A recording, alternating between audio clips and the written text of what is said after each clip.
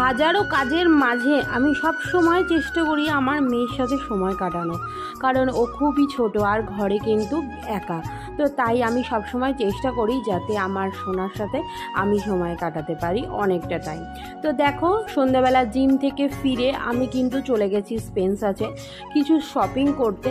আর এখানে কিছু grocery shopping এখন করে নেব, ওই টুকটাক মেয়ের টিফিনের খাবারগুলো কিছু শপিং করে নিয়ে তারপরে চলে গেলাম বাড়িতে আর বসিয়ে দিলাম ভাত।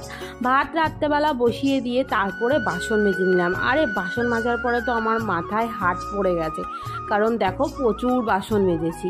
কি করে যে এত বাসন হলো বুঝলাম না। তারপরে কিন্তু আমি মেয়ের সাথে অনেকটা টাইম সময় কাটালাম, যাতে আমার মেয়ে একটু বোর ফিল না করে। আর ওকে রেখেই কিন্তু আমি শপিংয়ে গেছিলাম, ওকে নিয়ে কিন্তু যাইনি। তো এইভাবে সময় কাটিয়ে তারপর রাতে খাওয়া দাওয়া করে এখন কিন্তু মিনি ব্লগটা এখানেই শেষ করলাম। Good night, tata.